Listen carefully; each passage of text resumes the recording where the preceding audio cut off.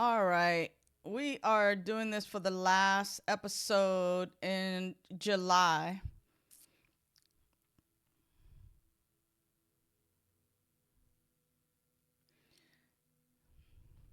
And we're starting in five, four, three, two.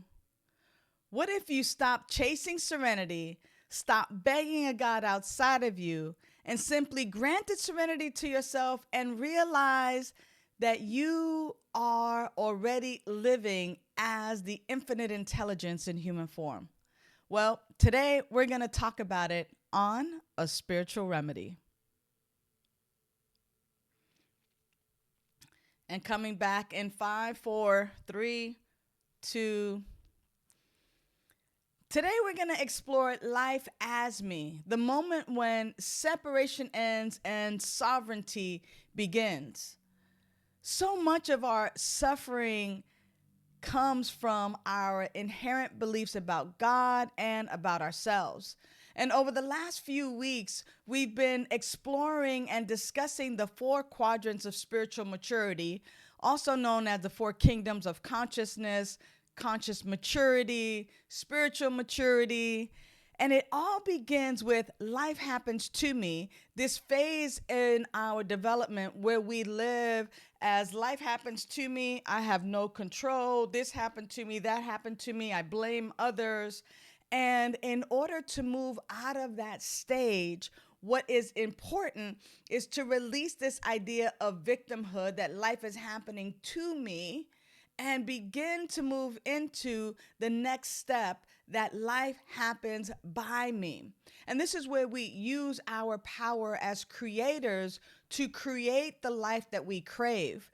You know, we're instructed to create the life that we crave. And this is where I use and where we use our power to create parking spaces, palaces, princesses, sobriety. This is where our life begins to reflect our desires because we are creating it. We're going to school, we're earning a living. We're doing these things because we actually are tapping into a power within us that we can use for our good.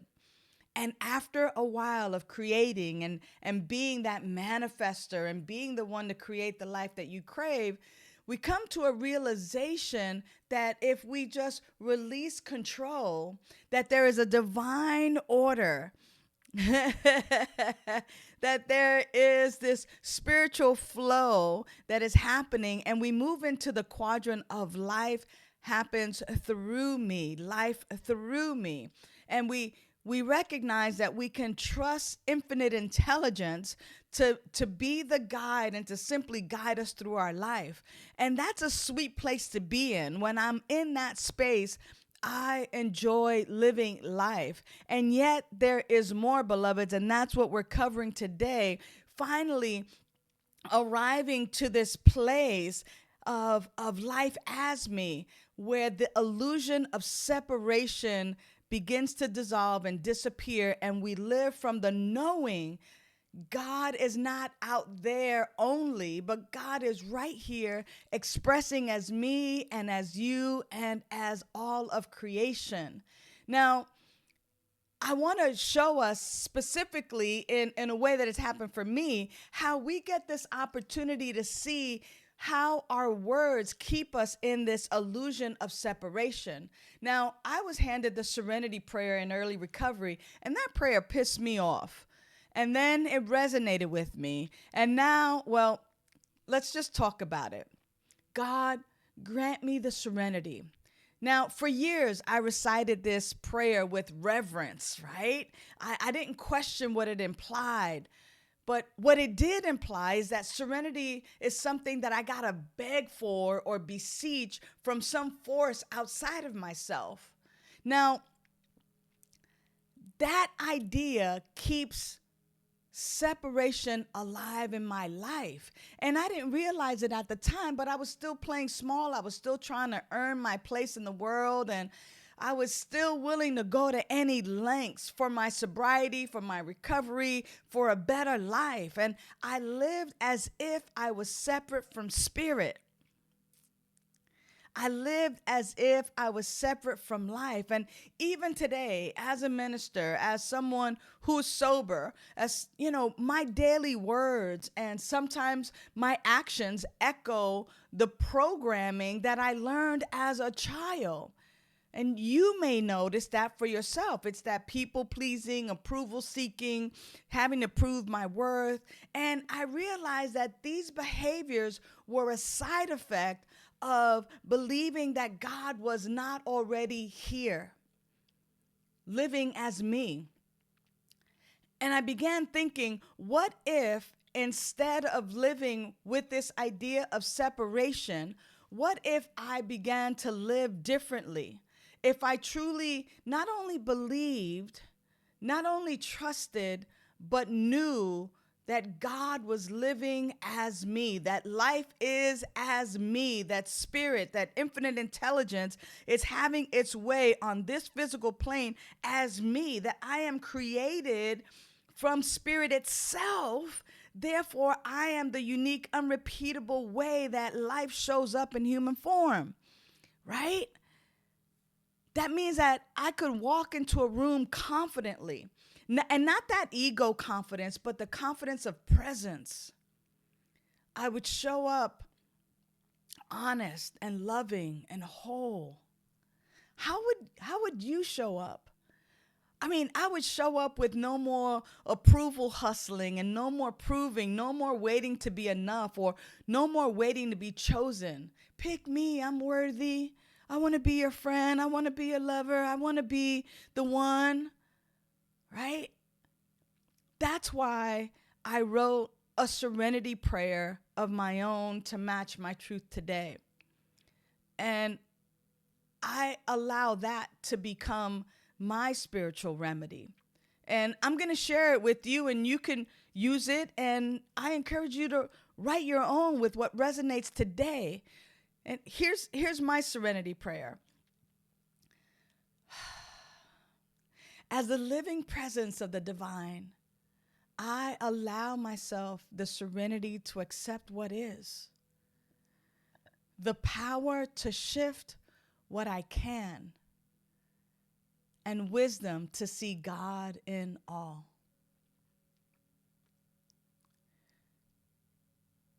As the living presence of the divine, I allow myself the serenity to accept what is, the power to shift what I can, and wisdom to see God in all. Now, as I let that sink into my soul, and I invite you to let that sink into your soul, it can rewrite your nervous system. That rewrites our nervous system, as well as doing mirror work. Imagine waking up tomorrow or going to the mirror in just a few minutes and using this tool every day for a week. Looking in the mirror, looking in your own eyes and saying, I am the divine, I am the way the divine chose to appear today. I'm the way the divine chose to appear today. I am the way the divine chose to appear today. I bless what I see. I honor what I see. I am the way the divine chose to appear today. I bless what I see. I honor who I am. I honor who I see. And it might feel strange or it might feel like home. But as we keep doing that, the truth gets louder with practice. You know, for me, one of my practices is upon awakening, I like to remind myself and say, it's a great day to be alive. And then I recite something out of the Science of Mind book on page 292. It says, there's one life. That life is God. That life is perfect. That life is my life now. There's one life. That life is God. That life is perfect. That life is my life now. There's one life. That life is God. That life is perfect. That life is my life now. Now, I still use this especially in the mornings, to remind me to release this idea of separation, that my life is separate from the life of my power, of my higher power, of the presence that created me. How could it be? It's an impossibility to be separate from the life of spirit.